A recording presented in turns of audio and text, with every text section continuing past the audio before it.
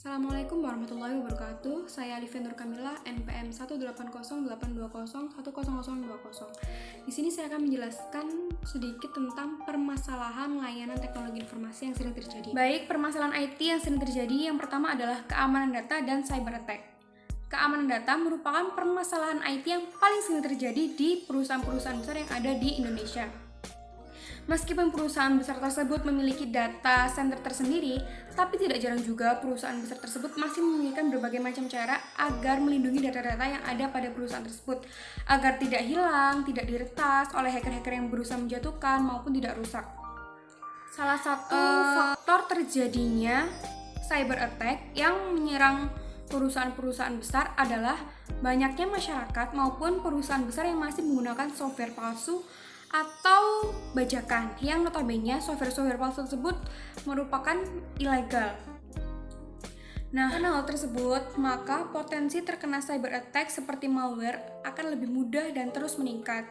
Terlebih lagi jika perusahaan tidak diproteksi dengan sistem keamanan yang sangat kuat, maka memungkinkan terjadinya kebocoran data dan cyber attack yang sangat besar.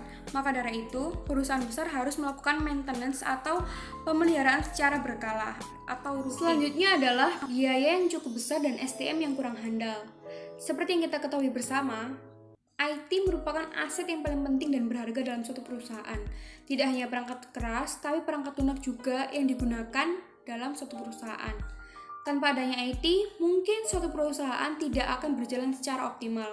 Oleh karena itu, perusahaan butuh melakukan perawatan, maintenance, hingga melakukan pengecekan secara berkala agar sistem yang ada dalam perusahaan tersebut berjalan baik. Tidak jarang juga, IT dapat menyedot anggaran yang cukup besar dalam suatu perusahaan. Bagi perusahaan yang mapan atau yang sudah di atas, masalah seperti ini mungkin tidak dianggap menjadi masalah besar. Berbeda halnya dengan perusahaan rintisan atau startup yang menganggap masalah-masalah seperti ini menjadi masalah besar yang dapat mengancam keuangan perusahaan. Apalagi perusahaan rintisan atau startup memiliki sumber daya yang kurang handal, sehingga perusahaan tersebut perlu mengadakan pelatihan untuk IT terhadap SDM tersebut.